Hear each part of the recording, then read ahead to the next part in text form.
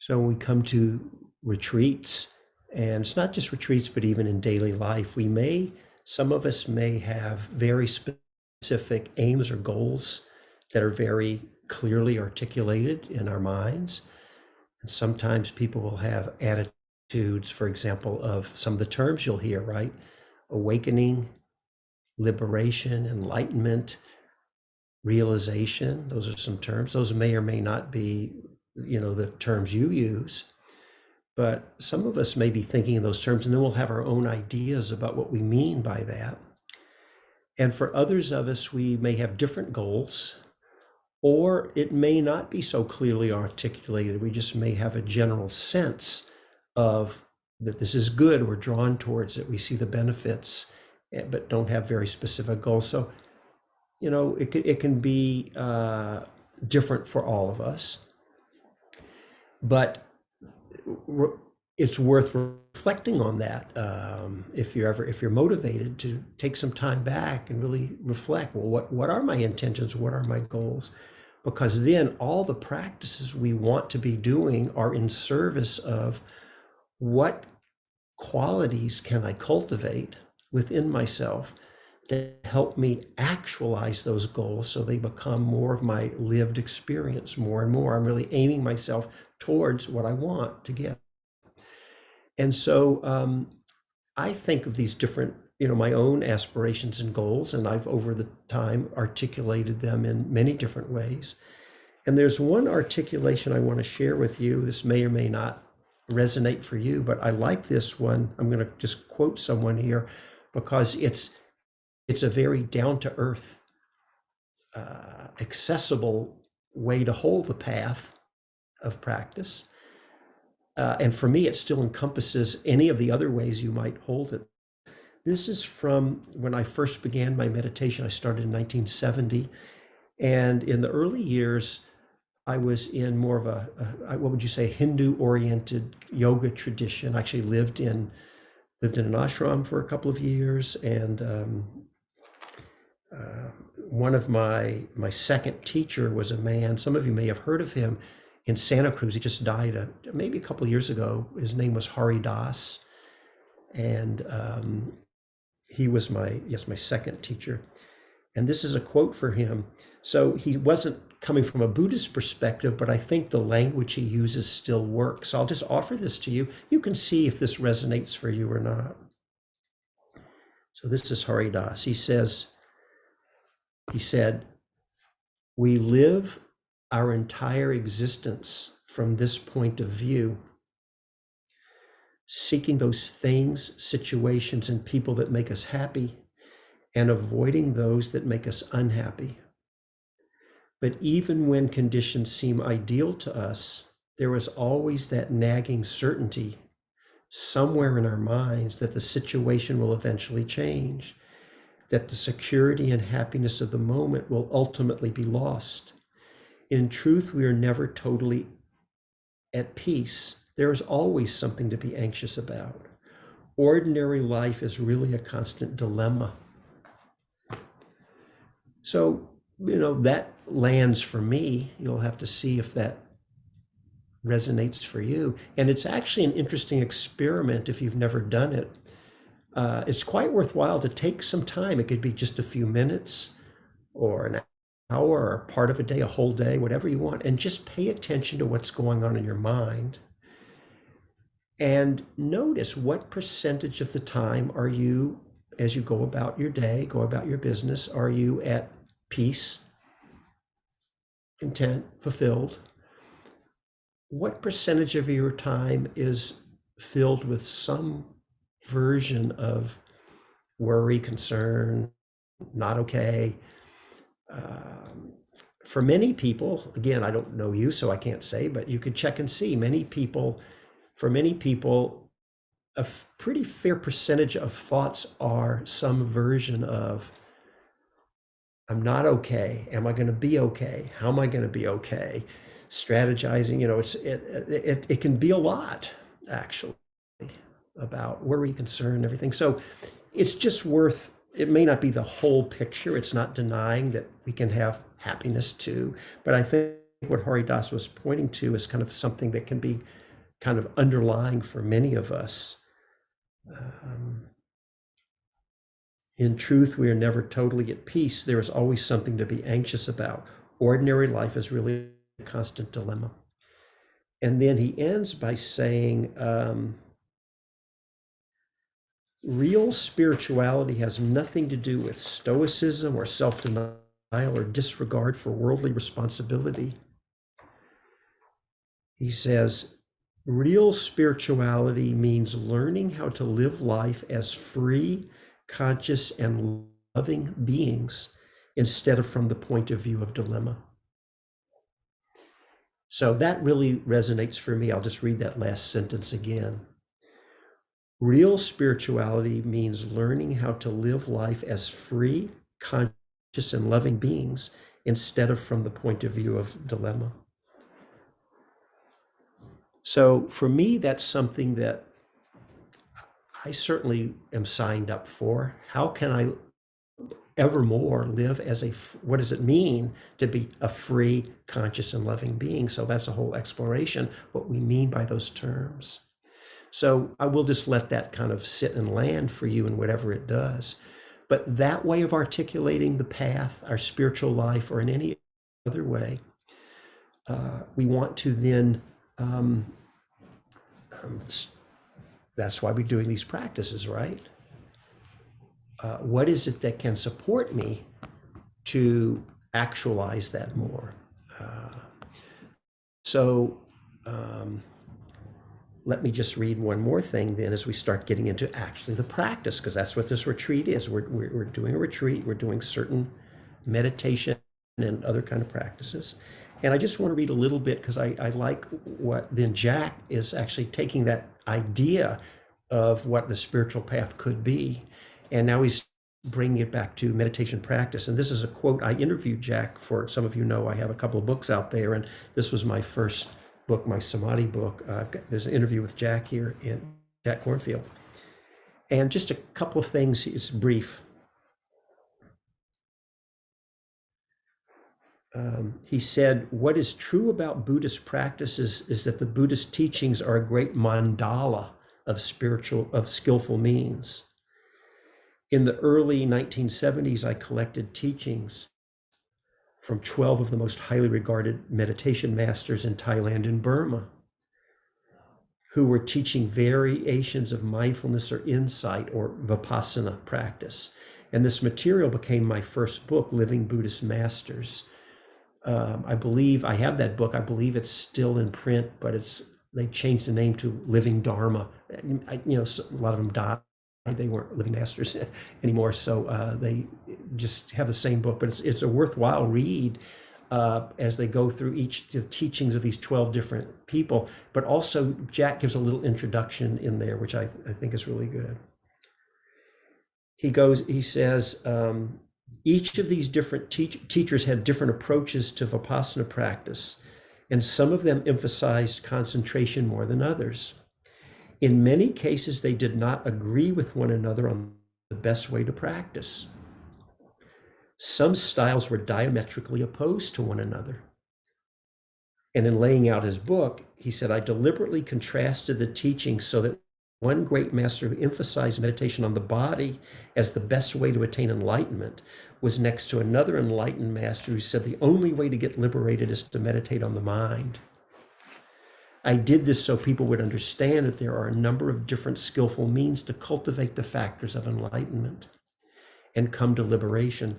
Any practice that cultivates mindfulness and wise effort and investigation and joy and concentration and calm and equanimity and compassion will bring one to liberation. And there are many, many ways to do that. And this is in the spirit of what I've been talking about, that it's not just one way. And just a few more things he said.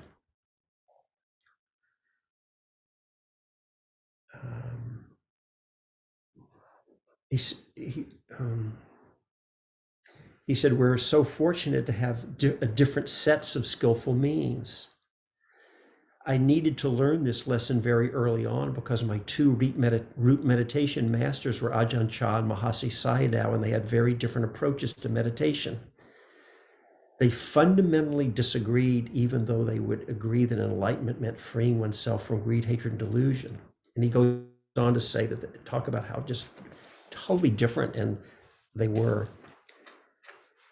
And then I said to him, of course, there are those who'll say that's all well and good, that there's a range of skillful means, but there really is a right way that we do need to understand. That other paths might be good in certain ways, but they might actually not be leading to what the Buddha was talking about. And Jack said, that's the conservative position.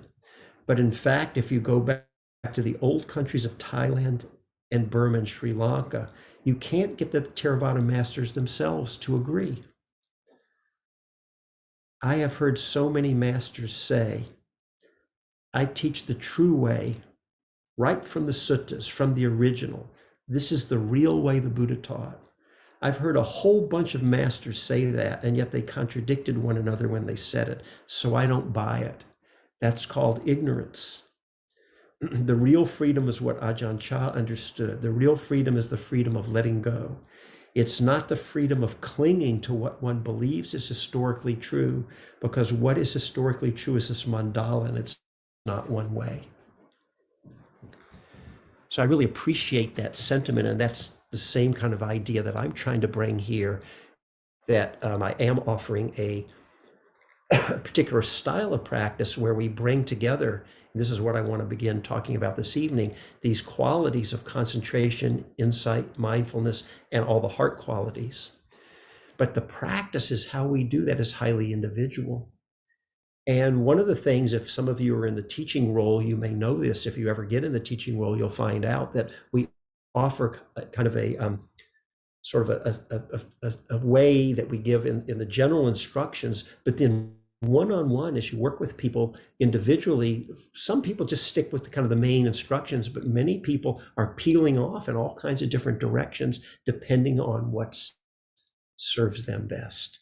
And this is always true. If you go to any retreats, people are getting, because we're all different. So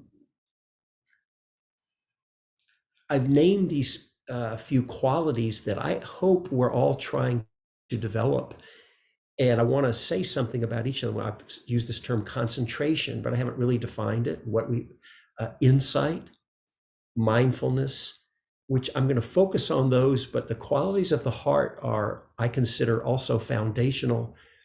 We are doing one loving kindness practice and compassion practice in the afternoon here. Some of you are doing that. But I hope we mainly are suffusing that sense of kindness, even the emphasis on bringing ease and relaxation. That's being kind to ourselves. So it's bringing the good heart, that attitude, hopefully suffuses everything we're doing. So that's important. But I'm going to mainly be focusing on these talks on the mindfulness, insight, and concentration side. What I want to do is take some time for each of those and discuss a range of ways in which they're understood and taught. It's not complicated. It's pretty simple, but you'll get the basic idea. You don't have to remember any detail. And you'll see that it's a big world out there. It's not just one way. There is a range of ways that insight is understood and taught and experienced. And the same thing with what we call mindfulness meditation. Sometimes people equate that with insight. You could, but I'm separating those out. And so then once we understand a range of ways that they're all talked about, then I also want over the next, this is not all going to happen today, but tonight and maybe one or two other talks will be on ranges of ways we understand them to come together in different ways. And the basic idea is because you'll resonate with some different styles more than other. You can't screw it up. You can't get it wrong. That's the good news, right?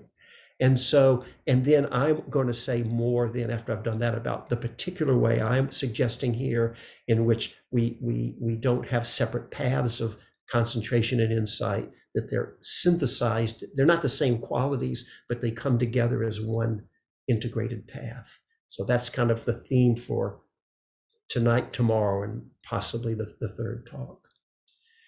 As I begin tonight, I'm going to start um, um, focusing on the concentration side tonight. Let's talk about that. But actually, sorry, I'm going to say a little bit on the mindfulness side, but that part is short. And then I'm going to do the concentration and then spend more time also on the insight side. But I just want to say that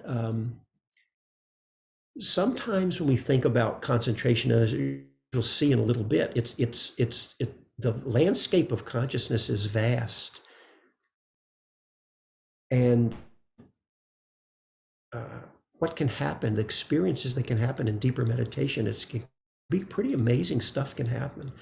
One of the things that can happen is we can sometimes get the idea that, oh, we're supposed to have some kind of deep meditative state, or however I'm going to name some of the things that can happen. And we're going to have like this amazing realizations, and that's when it's going to crack open. And that part of the practice is available for any of us. I've spoken with a few people today who were telling me they thought like, oh, I'm one of these people for whom the concentration doesn't happen.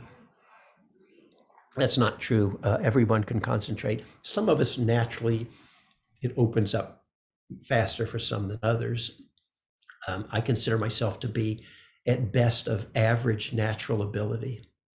I'm not one of these gifted concentrators, but I've just been doing the work and put in the work, and I've been doing a lot of years. So, we all get there at some point.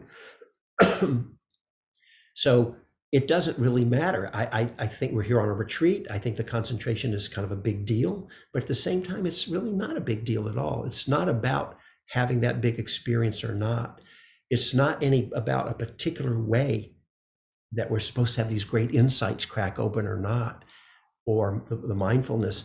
All of these in any of the ways we experience are part of what I would say is the long-term trajectory. And so I would like to offer this, and we will get into the specifics in just a few moments, but the way I think of this is it's a ripening process. And so it's right over the course of, you don't have to wait a lifetime, but it just builds and changes over time. And one of the ways, and all of these things, just by going through it all, the times when we can't concentrate and you're just trying to deal with and let go of your suffering and sit and be present with yourself, even if you can't concentrate much at all, that's powerful work. And it is part of the disentangling and liberating and the ripening process. The times when we really can concentrate and we can have amazing meditative experiences, and the times when we can't, the times when we're suffering, the times when we lose it all completely and we just feel like we're struggling, and then we come back. All the ups and downs that come inevitably for all of us are part of it. And then over time, all of this, we kind of are marinating in all of this. So it's not one thing, I'm going to have this flash of enlightenment and I'm done, or and I want to tell you, you can have. It's not. I'm not going to get into my own practice, but this isn't any big claim, because I think many people who, maybe some of you who've meditated at some point, we really can have some pretty amazing experiences happen. I remember this time I was on a long retreat, and it was like, I won't talk about the exact experience. I don't mind, but I was getting into some just incredible states. It felt kind of like I don't want to say enlightened, but it was kind of whatever. I come home next day, I got in an argument with my wife. So, just having so-called enlightenment experiences alone, at least, maybe I'm just a particularly tough case, I don't know. It's more the long-term shifts that happen. And the way I like to think of it, some of you have heard this because I use this image a lot, is what I talk about set points. And we all have what I consider a set point, which is kind of our normal state of mind, how much we're kind of equanimous versus being reactive, between how much our heart is loving versus full of ill will. Our set point's kind of a midpoint, and then we all oscillate up and down around the set point. We can get more cranky, more irritable, more negative, or we can get more loving, more clear, more wise and around our set point. And what happens over time is the set point shifts. It doesn't mean we never oscillate around the set point still, right? It doesn't mean we'll never oscillate around the set point. I think I hung up there for just a moment. But the set point shifts. We don't oscillate around it as far because our equanimity gets stronger. But we may still have times, where irritability can come in the mind, or we're getting to some really beautiful states can happen. But the equanimity builds, and we don't get off center as much. And we're just in a better place and a better set point. So that's the way I think of the long-term trajectory. So then here we are doing these practices. I hope we can, I'm certainly promoting the idea that these qualities of mindfulness, insight, and concentration are to our benefit. And one more just attitude I hope we can bring into the practice, because we're doing this, we come on retreat or just a lifetime of practice. We're not doing it for no reason. We want to get somewhere. We want to gain some benefit. And so there can be this idea of some place or something we're trying to get to. And that's fine. I was speaking with someone today who brought up, which is very common, this idea of jhana. I'll say something about that in this retreat, about these meditative states of concentration called jhana. Don't worry if you don't know what it is. It's just sounds kind of mysterious, but we'll talk about that. But she was told me, well, you're not supposed to, I don't remember how she said it, either strive for jhana or want jhana or something like that. I think the idea is you didn't want to get into like an over-striving mind. But my feeling is, of course, look, it's okay to want it. In fact, the Buddha, there's a quote, I won't pull it up, but where the Buddha, he basically said, go for it. He said, you can want it, you should want it, you should strive for it. He basically said you should want to go for it. But for any of these wholesome states, you should want to go for it. The idea is we just don't want to make it an object of clinging or over striving. So you don't have to pretend you don't want to get somewhere. It's okay. But let's in the present moment, let's see if we can hold more of a balanced mind as much as we can. So this is the ease and relaxation. And sometimes we have to fake it a little bit. It can feel like, look, I really want this and I'm kind of frustrated. And to say, okay, let's see if I can. So we're kind of faking it, but that's all right. As long as we can settle down the best we can, it's good enough, right? And so the way I think about this is, some of you have heard this, I use this image a lot, but I think it really works. The sense that we're trying to get somewhere and at the same time get nowhere at all, which sounds like, well, how can that be? And what I mean by that is of course we want to aim ourselves to be freer from unwholesome states in our mind, less ill will, less delusion, less reactivity, all of these things that tend not to serve us so well. And we want to strengthen love, kindness, empathy, care, compassion, wakefulness. We want to have more, to be more wisely responsive in life versus being less reactive in life, right? So we are in that way trying to move in a wholesome direction.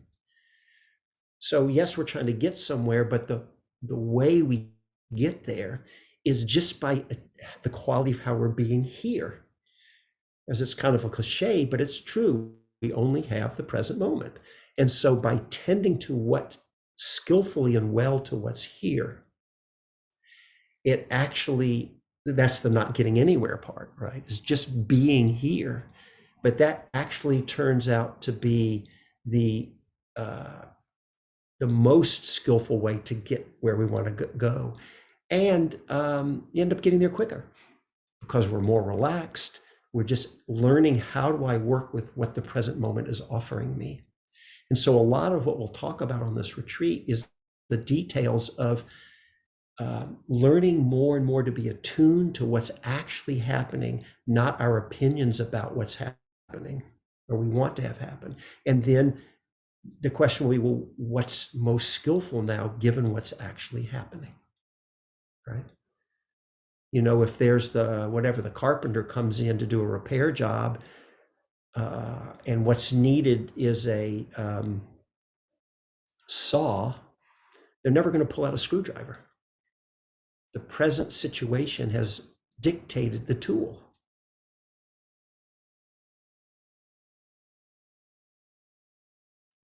And the tool, and they know through experience, you don't even have to think about it. You just, it's subconsciously, the hand just reaches and grabs the saw and doesn't grab the screwdriver. So this is what we're learning. Okay. So first, let me define now, let's talk about some of these qualities. What do we mean when we say mindfulness? It gets kicked around, and it actually the term actually gets used in a range of ways. There's the state of mind of being mindful, and then there's a practice of mindfulness. The state of mind of being mindful.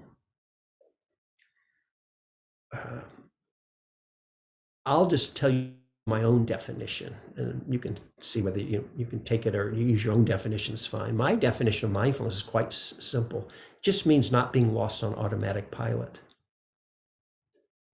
Right? Sometimes people will say when we lose our mindfulness, they say, oh, that person lost their mindfulness. They went unconscious. And we know what's meant, but of course they didn't go unconscious. They're conscious. They're just caught up and lost in what's happening. They're aware.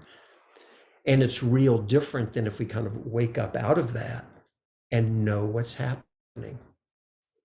And I'll give you an example of something that happened to me many years ago, but it was a perfect example, and it led to a good outcome. I worked in I have a degree in electrical engineering. I worked in Silicon Valley for many years for the computer chip companies. And I remember being in this big corporate job, and one day somebody, I don't remember the details, I just remember a person came, something happened, they had some interaction or whatever, and they thought I was the one who did whatever they were mad about. It wasn't me, they made a mistake, but they thought it was me and they were pretty mad. And the person came pretty intense, like, you did this, and why did you, and they were laying into me, and verbally laying into me. And, I could have, no one would have faulted me probably. I could have just gone, hey, why are you yelling at me? I didn't do that. You're being a jerk. Or, I could have just reacted like that, right? And just been in it. But for whatever reason, I didn't. I don't know why. I could have, that could happen. But for whatever reason, I just mindfully knew what was happening. And I just saw, oh, this person's angry. They think I did something I didn't do, whatever. I was mindfully aware of just what was happening. And because of that, I wasn't on automatic pilot, in which case, meaning I didn't respond with an automatic habitual reactivity. And then I was able to make a choice. Sometimes if we're mindful and we know what's happening, if the intensity of the situation is too much for us, we may still not have so much of a choice because it's too much for us. And so we want to be respectful of in those times. That can happen. It overwhelms us, and then we're back in reactivity. And that's when we need a lot of compassion and empathy for ourselves when that happens. In this particular case, it had a happy ending because I was able to, I don't remember why, but just I'm glad it happened that way. I was able to say something like, wow, I really see that you're angry. Here, come with me. Let's go in a conference room. We can close the door. Tell me what's going on. And so they told me, and I just said, and I don't remember the details. I just remember saying that it wasn't me and it was a mistake. And, I don't know what happened, but you got the wrong guy.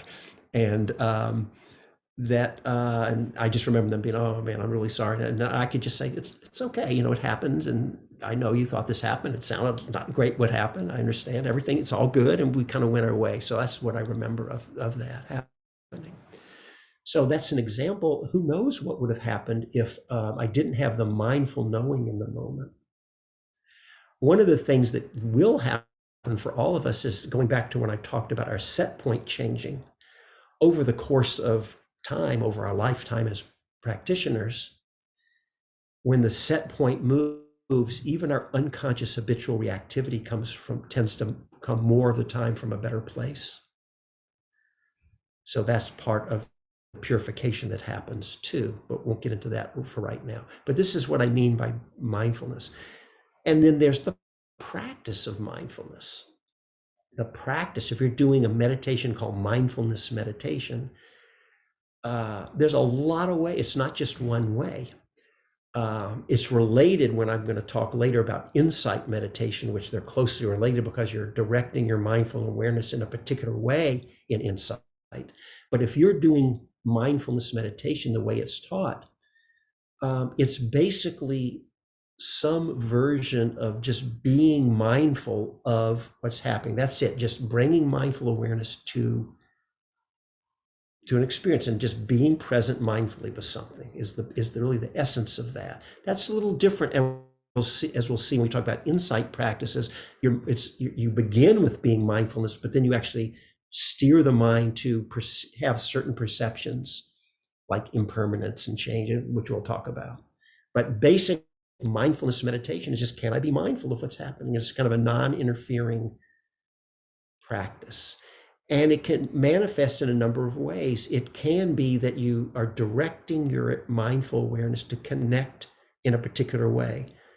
The practice that we're offering so far on this retreat is mindfulness of breathing. We're doing both. It's a concentration practice, as we will see, but it's a mindfulness practice. We're just bringing our mindfulness to connect with our breathing. That's an example of directing your mindful attention in a specific way. Some of you know about one of the old source, the discourses called the Suttas. That's the Pali word. You may have heard in the Sanskrit the word sutra. It's related to the English word suture, which is a thread. It means kind of the thread of connecting the teachings. And they're the discourses that were teachings that were preserved in our tradition, Pali language. And one of the important ones, I'm not going to go into it on this retreat, but just to name it, is sometimes called the Four Foundations of Mindfulness. And you can look it up if you want. There's many, many books and articles on it, Four Foundations of Mindfulness. I'll just tell you the Pali if you're interested. It's kind of if you don't know Pali, it's going to sound like a long tongue twister, but that's okay. You have to remember it's called with an S, Satipatthana Sutta. Foundations of Mindfulness. And it's actually about 10 or so pages long, goes in a lot of detail, offering suggestions for a lot of different ways to apply your mindful awareness, different ways to connect with mindfulness in the body, a lot of different ways. You can do body scans and breaths, one of them, what we're doing. There's connecting with whether things in the body are pleasant or unpleasant and neutral, connecting with states of the mind, like whether the mind's like full of ill will or not, things like that. And there's a lot more. I can't go through it all, but so that's a whole example that you'll hear a lot if you've heard the Foundations of Mindfulness, is a whole structure laid out for how to do mindfulness practice.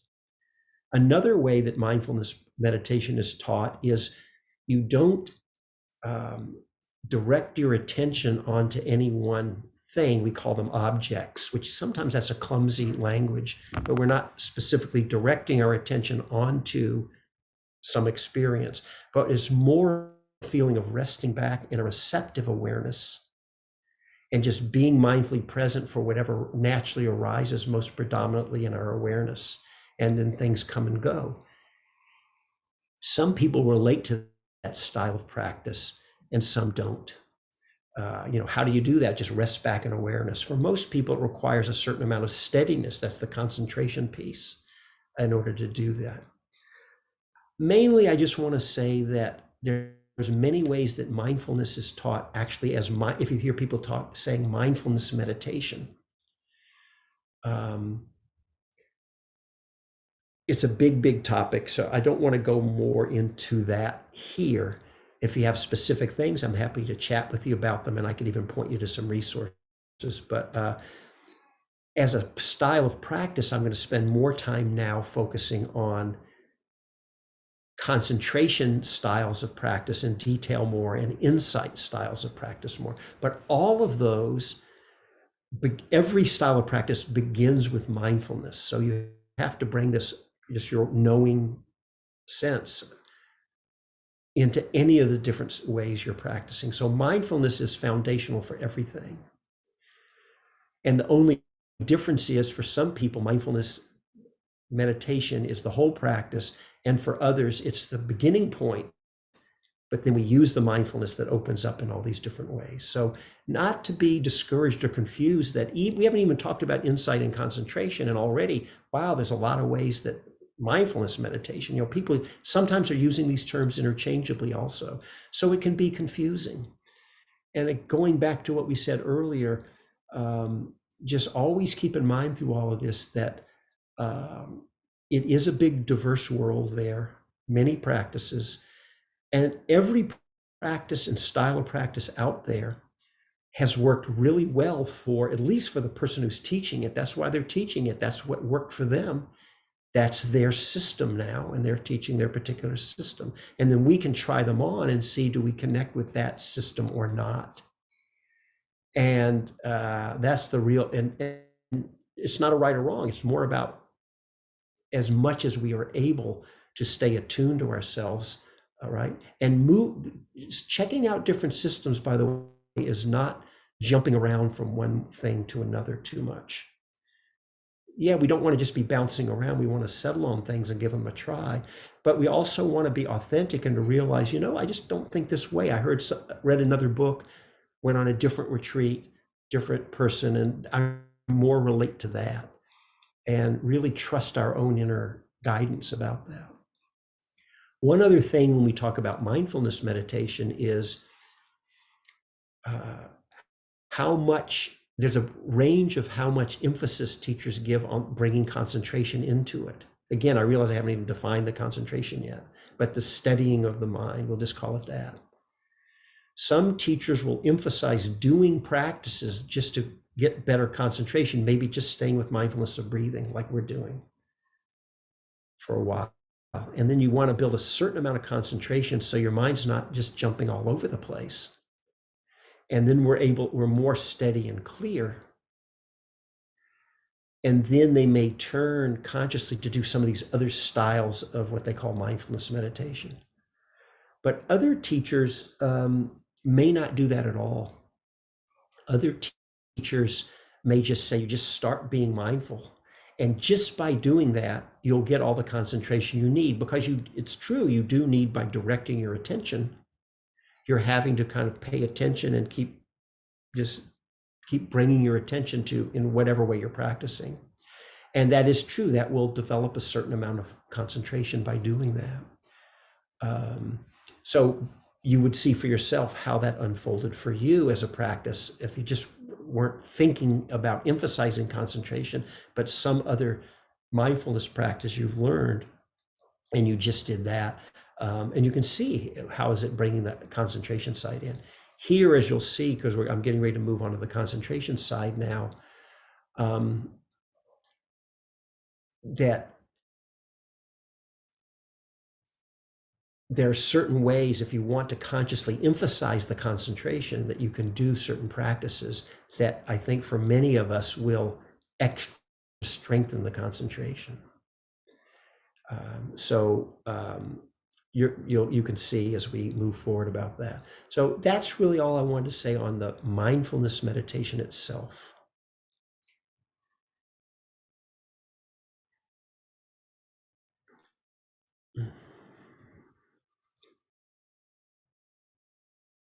I think I want to reverse the order.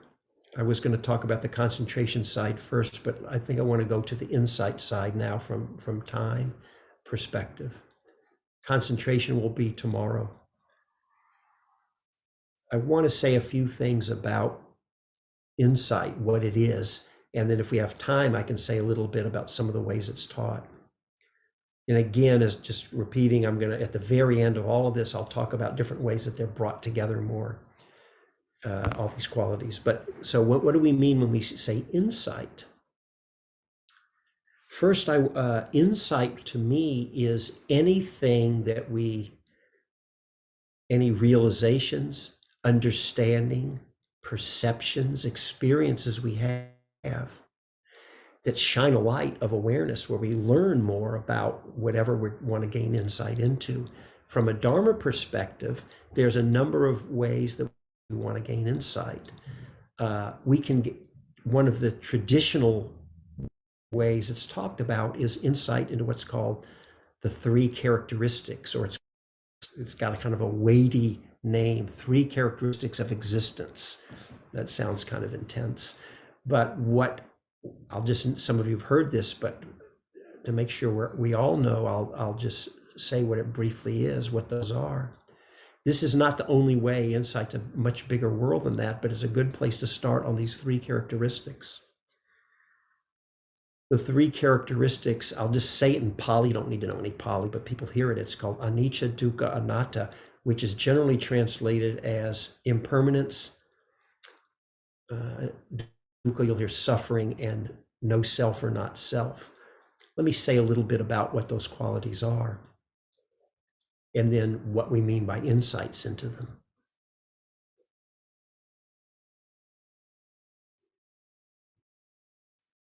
Impermanence, I think, is pretty obvious. Things don't last, right? Nothing lasts, right? We don't last. The world around us doesn't last. The earth won't last. The sun won't, everything's impermanent. And when you talk about impermanence, people will often say, well, yeah, of course. I know that. The problem is we don't live our lives as if it's true. And so from a Dharma perspective, we're being invited to reflect that, what if we had that awareness with us more? That would be an insight. And hopefully the idea is it helps then inform and free our minds from the things we cling to and hold on to, because we see that holding on, it just leads to suffering. If I'm clinging to, say, my youth, well, I no longer have a youth to cling to, but if I were back in the day, it's a setup for suffering, because what happens to bodies? You start off young, you turn around, and you end up with a body like this. and maybe enough said on that, right? And so nothing's going wrong. I have had times when I realize I'm 69 now, but so in 1 year I'm going to be 70, right? And I'm kind of used to it now, and it seems kind of just the normal thing. But there was a time when I thought, man, 70. Oh my God, that just sounds like I'm really going to be 70? Are you kidding me? And then I realized that all those hundreds of Dharma talks I've given on impermanence, well, that's for all of you. That's not for me. And then I realized that, no, my friend, it is for me. But we really have, this is an example, just there's so many things about impermanence, but, and it's not meant to make us depressed, because it's not like a bad thing. It's just how it is. It's just the natural order of things. And so the idea of having an insight into impermanence, that would be an example, because then we see that the suffering, this is the dukkha that I'm going to talk about, the second characteristic that comes from clinging to holding on to things. And if we learn to let go and just be in harmonious flow with things, we don't suffer.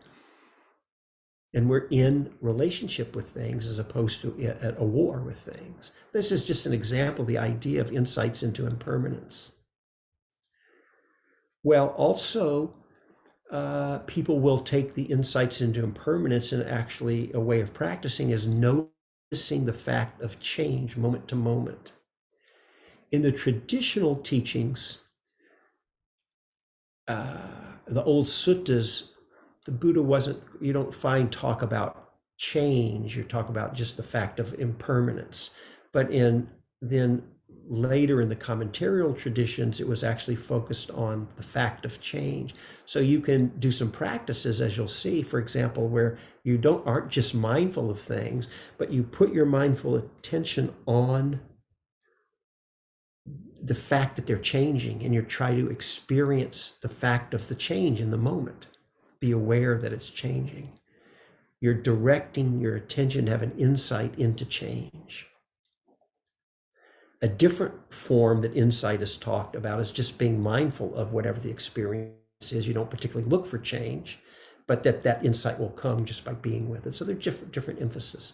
But that would be a way of you could take any experience, not just your body, it could be anything, and looking for change would be an example of how to practice insight. But that's an example of insight into that characteristic. The second characteristic, dukkha, which is generally translated as suffering, it's actually not a good translation. It's the one everyone uses, and we're kind of stuck with it. But the word dukkha, if I had to pick one word, if you go back to the etymology and the root meaning, it actually has a meaning of the axle of a cart that's out of round. What happens if you ride on a cart that's out of round? You get a bumpy ride. That's really dukkha, bumpy ride. It's only suffering when we go back to the clinging, then the dukkha becomes suffering. But even if we're not clinging, dukkha is a characteristic, because if you had to pick one or two words for dukkha, my own choice, they didn't ask my opinion, but my own choice would be unreliable or unsatisfactory, because things change. So if we're looking to things being a certain way, having the experiences we want, not having experiences we don't want, to set up life just perfectly so we can be happy, it's a setup for suffering, right? Because things don't last. Even if you could make a perfect life, whatever that is, even if you could, it's all going to fall apart at some point. So the point is, again, if we can have insights into that characteristic of things, the idea is that it would help us free our minds from the suffering. And then the third, so we had impermanence, this dukkha, unsatisfactoriness, unreliable, or you could say suffering, that's fine. And then the third characteristic is about no self or not self. And it's also a bad translation of, I won't get into it, but it's not really what the word anatta means at all. It doesn't mean you don't have a self. I won't go, but basically, if you want to really get into that, let me know. But for here, I just want to say the way to understand it is as a friend of mine once said, of course you have a self. There's a you. It's not what it means. It's what's the nature of your being. And we come to see that we're not nouns, we're verbs.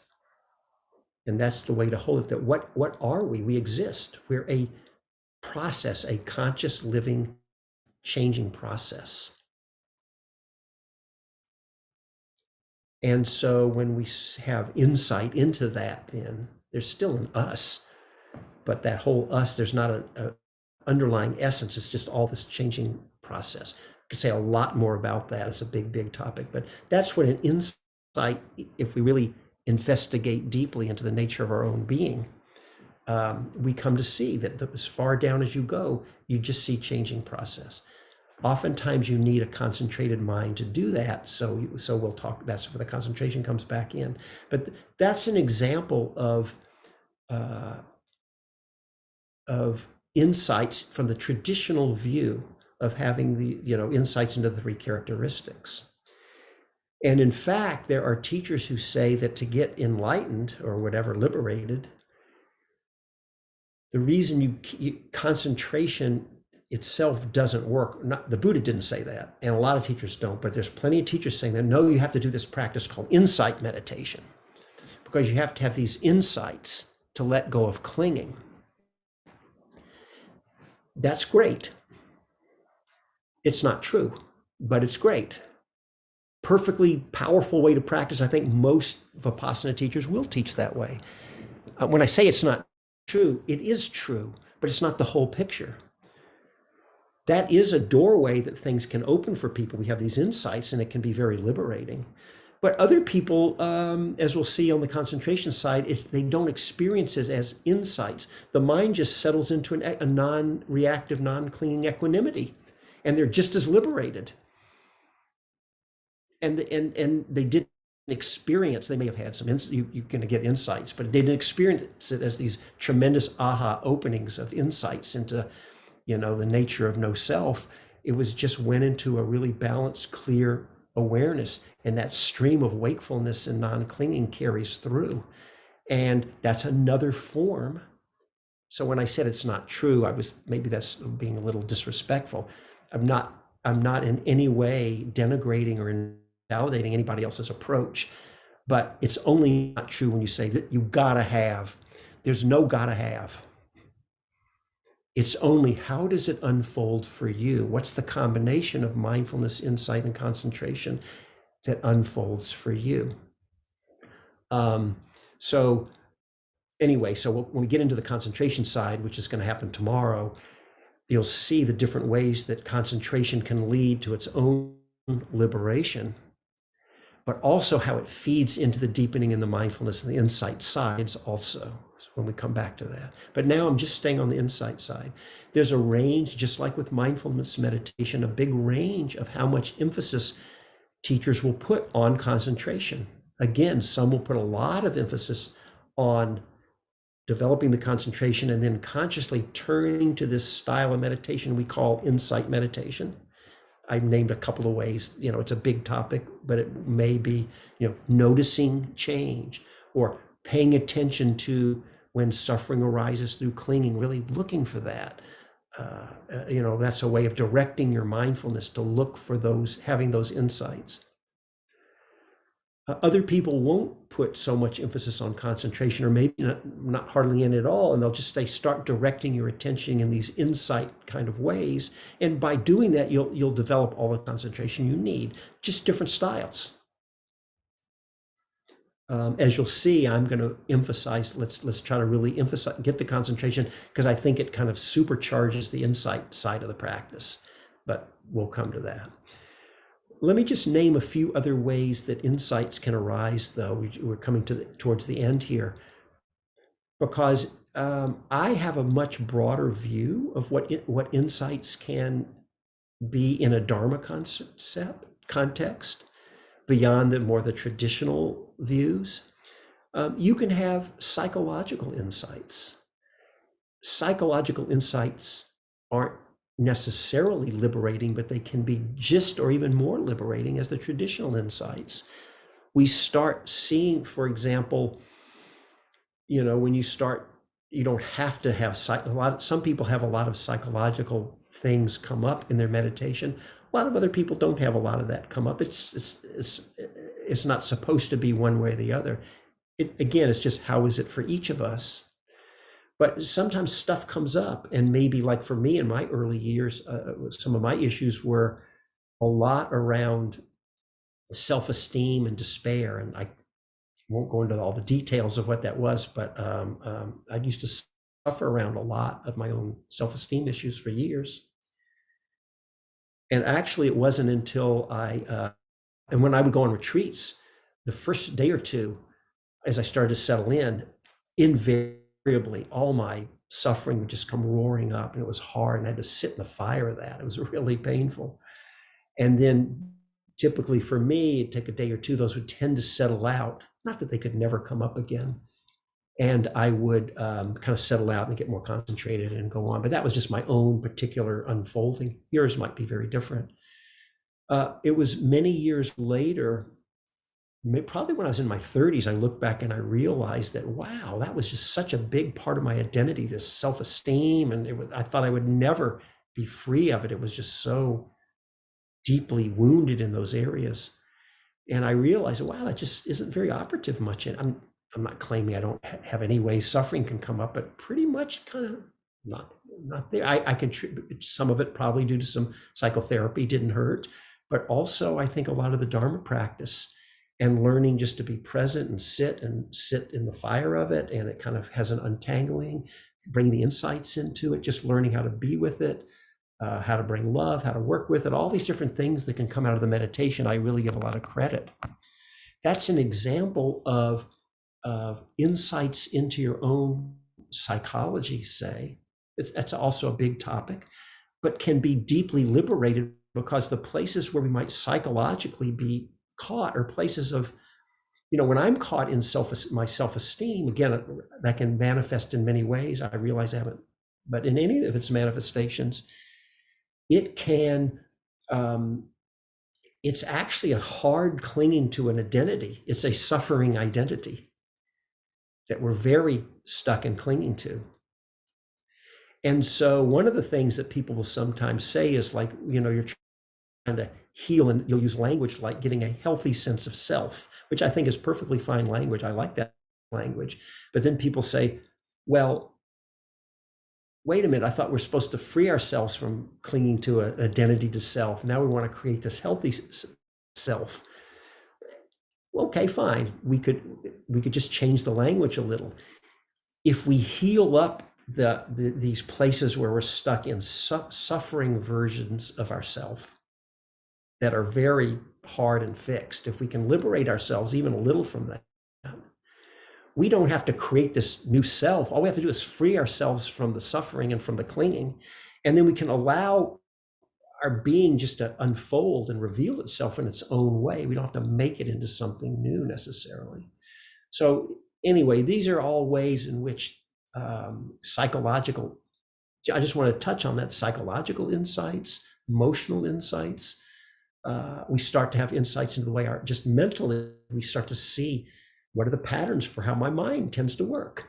And just by being through meditation, if you haven't already, you will come to learn a lot about your own just orientation of your mind. And that sometimes we haven't seen it, and then we'll realize, wow, I tend to, or I'm just going to name a few more because just to kind of get the idea. I've had people, this is very common, maybe some of you, you say, be with your breath. I actually didn't say this today, but I should have. We're not trying to control the breath. There are yogic practices that do aim to control the breath, but here we just want to let the body breathe itself. And then more, it's how we're putting our attention. And then people will come back in the interviews and say, wow, I never realized this. I can't not control the breath. I start to let go, and then it just comes back. And I'm having to fight with myself, and there's some tension and control. And then maybe, I'm just making this up, but this has happened. Maybe they'll hang out and they'll say, well, what happens when you hang out with that? It's like, and I remember one person was saying, I don't know what's going on. That's kind of interesting. They hadn't had that realization about themselves. And then maybe they realize, wow, some memories maybe from their childhood, or all different things can happen. And then maybe realize that they walk around with kind of an underlying, not quite conscious, just under the surface stance that life's not safe, for example. And there's actually a little bit of non-letting go or something, or tension or something like that. And all of a sudden these realizations can come, and then who knows, it could open up into whole fruitful ways that they can get worked with. Maybe they want to go to therapy, or maybe they just hang out with it, or maybe just shining the light of awareness is enough and it self-liberates. It can be a lot of ways. That would be an example of just coming to learn more about ourselves. So this idea of insights can come in many, many ways. You can do specific practices that we call insight meditation. By the way, I'd mentioned the 4 foundations of mindfulness, which is a mindfulness meditation, but I think people who teach what they call Vipassana or insight will use the same system and call it insight practice too. In that model, by the way, of the 4 foundations of mindfulness, it's not, I'll just go back to that for a moment. It's not only looking at ways to apply our mindful awareness, but it does contain some places in there that actually look to patterns. For example, there's, you may notice things that you see, and you can be mindful of seeing, but it will tell us if suffering or clinging comes up around things we're seeing, you start to know. That's more on the insight side, noticing those patterns. So a lot of that's in there. We'll use Four Foundation of Mindfulness as a insight practice. Or just by getting more steady and concentrated, we're naturally more present and can sensitive. These awarenesses can arise on their own without consciously turning to something that we're calling insight meditation. It's another style. It's not better than any other style. So I think we'll wrap it up for today.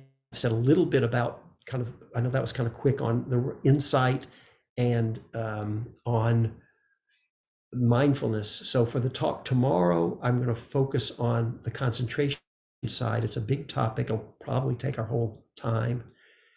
But just to give you a little heads up, I've touched on a few things that we can practice our concentration in ways that help us if we turn towards practices we call insight meditation, if that's our style, or just by being more concentrated out of the concentration, actually the equanimity, the insights can arise without even having to shift to some different kind of practice. And we can see how those can work for us. And then you'll kind of see how you want to apply it yourself. So thank you for your kind attention. And I'll just stop the recording here.